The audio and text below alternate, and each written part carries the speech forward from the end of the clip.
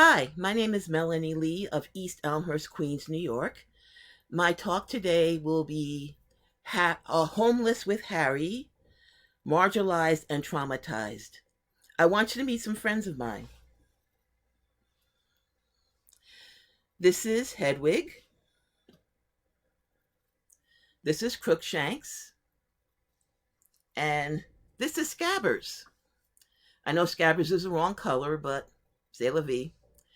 And these little guys were my companions when I was homeless in New York City in the Bronx during, it was from July 2014 to October of 2015.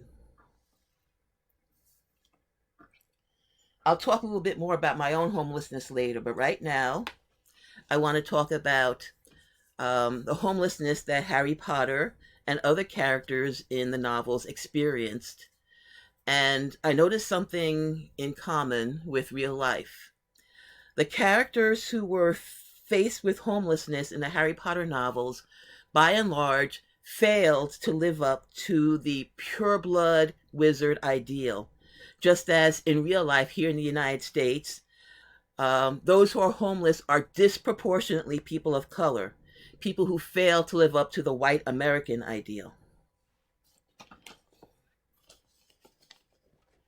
So let's look at some statistics first before I go into specifics about Harry Potter and the characters there and about myself. The Pew website, the Pew Charitable Trust, ran an article called A Pile Up of Inequities, Why People of Color Are Hit Hardest by Homelessness. It was published in March 2019. And here are some quotes from it.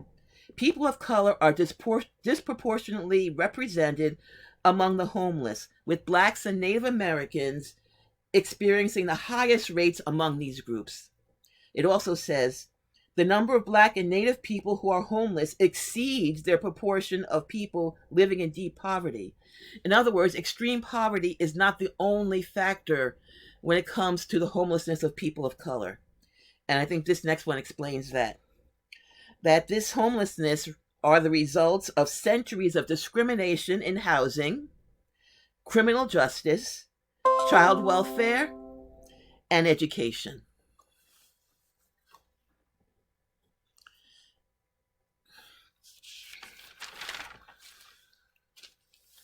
Some statistics from the article that were collected. African Americans are 13% of the general population, 21% of people living in poverty in the USA, 40% of people experiencing homelessness, and 50% of homeless families with children. Among Latinos, they are 18% of the general population and 22% of the homeless population, so they're also overrepresented, not as much as Black people are. Native Americans are also overrepresented in population of the homeless, though it doesn't give statistics. In contrast, white people are underrepresented, and Asians also are underrepresented. This fits in to a time when I was in shelter. My shelter mates were mostly dark-skinned Black people, dark-skinned Black women, followed by Latinas who didn't speak English. So colorism came in very strongly with the racism. Let's now look at how various Harry Potter characters have been homeless and how they failed to live up to the pure-blood wizarding ideal. Now, probably when I mentioned Harry Potter and the Deathly Hallows, well, that's the first thing that will come to mind probably when mentioning Homeless with Harry. How Harry, Hermione, and Ron were on the run. They had wanted to use 12 Grimmauld Place as their headquarters, but because of an accident that happened during Apparition, they were forced to leave 12 Grimmauld Place and go out into the wild. And so somewhere between September and probably the following April or May, Harry, Hermione, and Ron experienced homelessness. They experienced home insecurity. Now, how did each of these characters violate or fail to live up to the pure-blood wizarding standard? Well, Harry Potter was a half-blood. He was raised by Muggles. When he first entered the wizarding world in his first year, he was warned by Draco Malfoy not to associate with the wrong kind, that certain wizarding families were better than others, but Harry hated that advice. So Harry made friends with the Weasleys, who were poor. He made friends with Muggleborns, with a half-giant, and with a werewolf. People that were generally looked down upon by the pureblood wizarding standard. Ron Weasley was a pureblood from quite an ancient pureblood family, plenty of ancestry, but his family were considered blood traders. As blood traders, that means that they didn't espouse the pureblood ideal. Ron's father, Arthur Weasley, loved Muggles. He loved Muggle things. And oftentimes, here and there in the novels, the word Muggle lover pops up. Muggle lover, which is the equivalent of the real world's word. I won't say the actual word. I'll say N lover. Hermione was Muggle-born, meaning she didn't have magical parents, and she probably didn't have magical ancestry for a long time. There may have been a squib in there. And Muggle-borns, by those who held on to these bigoted pureblood standards, were called mudbloods, which meant dirty blood. Now, there's a woman named Lauren Sandler. She had a podcast 2 months ago in August 2020. She was featured in a podcast from the website Harry Potter and the Sacred Text. The host, Vanessa Zoltan, had an interview with her, and it was called Owl Post Edition, Homelessness with Lauren Sandler. Facing the issues of homelessness, Sandler and Zoltan had a discussion where they highlighted some of the issues of homelessness that were faced by real-life homeless people and by the Harry Potter characters. Among these were boredom, frustration, isolation, abandonment, lack of support, elusive resources that are hard to find, and targeting, feeling like those who are in power are out to get you, and something I would call persecution. Lauren Sandler wrote a book which came out earlier this year. It's called This Is All I Got, A New Mother's Search for Home. In this book, Lauren Sandler traces the story of a 22-year-old woman in New York City who is pregnant, and Sandler follows this woman's attempts to find a home while she has a newborn son. She was named Camilla Alvarez. The names were changed. Her son is Alonzo. And Camilla wants to graduate college. She wants to get a job in law enforcement. She wants to get a master's degree eventually. But all these obstacles are in her way. She's Dominican American. She was born in this country of Dominican immigrants, of parents who were not married. She was born up in poverty. She was eventually rejected by both her parents. She's a very tough person. She stands up to herself very much. And she had all these obstacles thrown in her way. Many people looking at her as a brown-skinned single mother would say, "What are you trying to go to college for? Just go get a house, or not a house, get an apartment, get a place to live. Just go on welfare or get a job." But the jobs she could get were very low-income jobs. And Lauren Sandler said this about her in the podcast. She said, "She's just trying to be a woman with agency and extraordinary responsibility, and with no margin for error, trying to survive in a system that seems hell-bent against her doing so." You could compare Camilla Alvarez, the protagonist of the nonfiction book, to Hermione Granger. Both are brilliant people. Both are logical. Both, without obstacles, they are brilliant in their classes. They get emotional sometimes, but Hermione basically is not really blocked, although she hears about this prejudice against her. But in the 7th year, even though she had already decided to drop out, said the 7 year, the Muggle-borns were not even allowed to attend Hogwarts, and they were hunted down by the Voldemort-controlled ministry.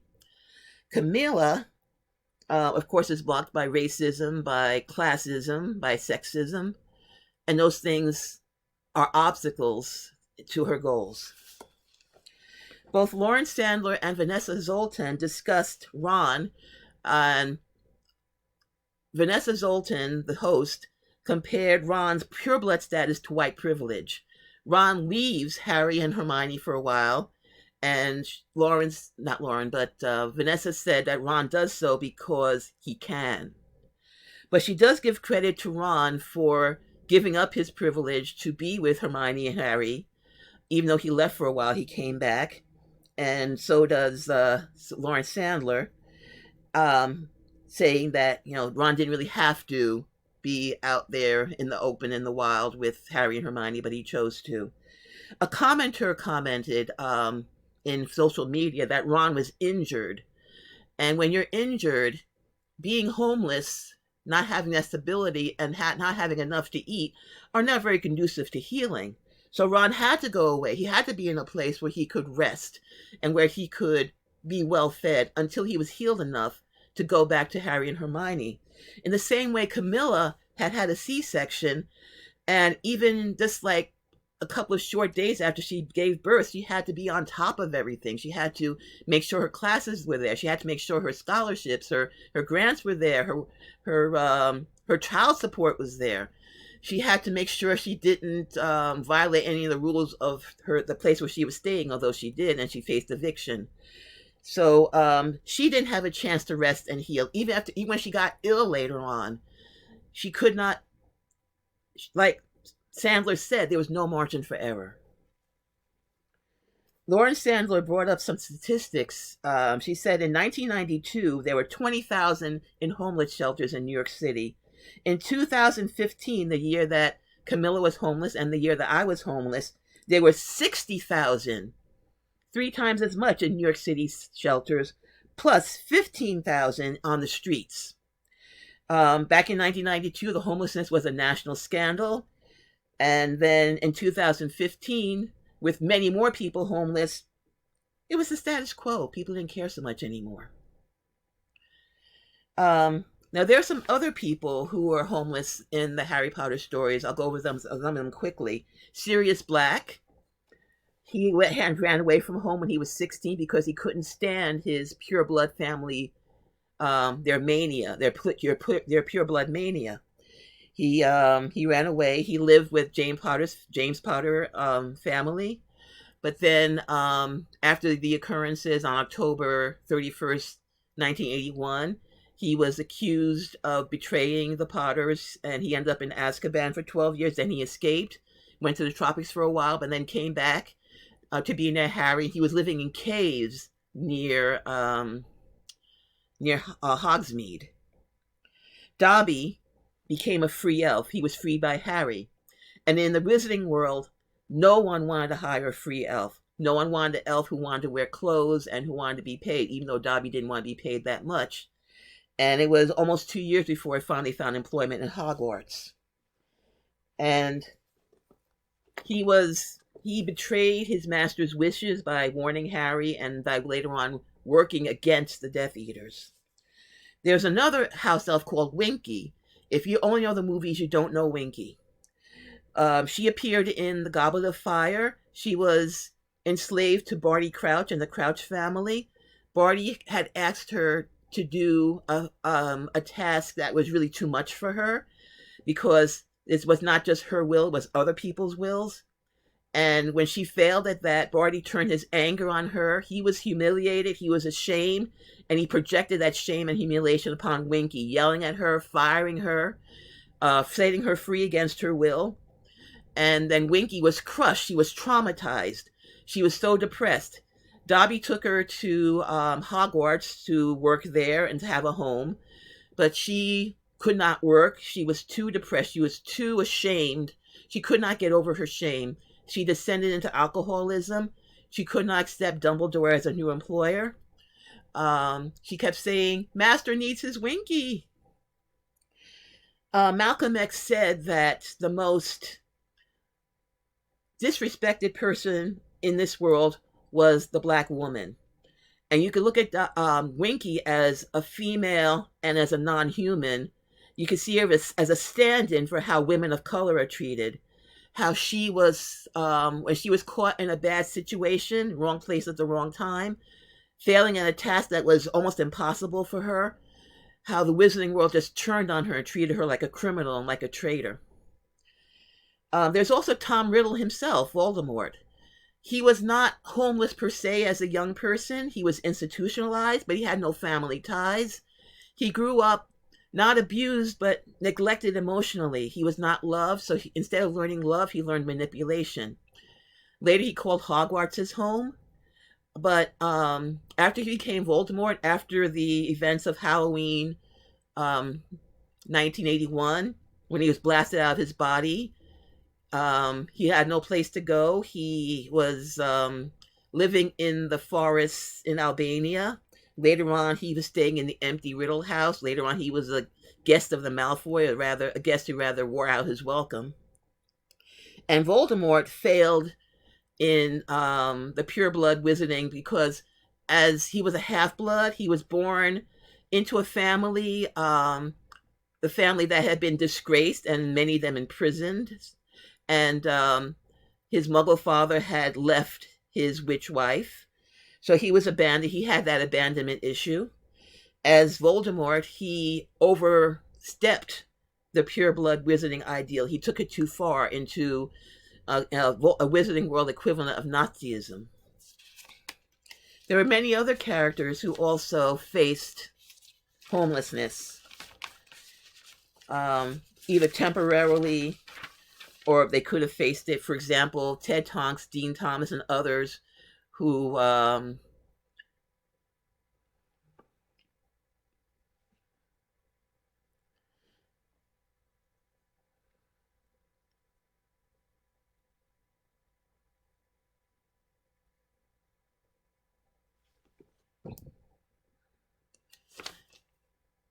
Ted Tonks and Dean Thomas and others who had faced,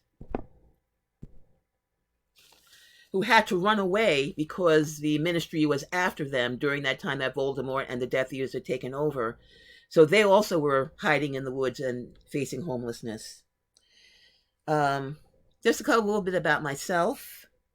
I was homeless, as I said, from July of 2014 to October of 2015. And I took comfort in the fact that Harry was homeless too. I bought these. They were my companions shortly before Halloween of 2015. As you can see, they're still with me now. I joined a writing group called Authors in Training that met every Saturday evening at the shelter. I wrote a story about, I wrote a story about a woman who was facing a dementor and had depression, and she was trying to fight off the dementors. Later on, I was in a halfway house in Jamaica, Queens during September of 2015. They didn't like me very much there, and soon they wanted to get rid of me. And I was treated as if I should have been invisible, which inspired a poem. And I will read that poem here and now. I left there in October 2015, and since then I've been here in my sister's house, which is a house that's been in my family since before I was born in the 1950s. But I was inspired to write this, and I think you might like the epigraph. Psalm of the Unseen. I'll be in my bedroom, making no noise and pretending that I don't exist. Harry Potter.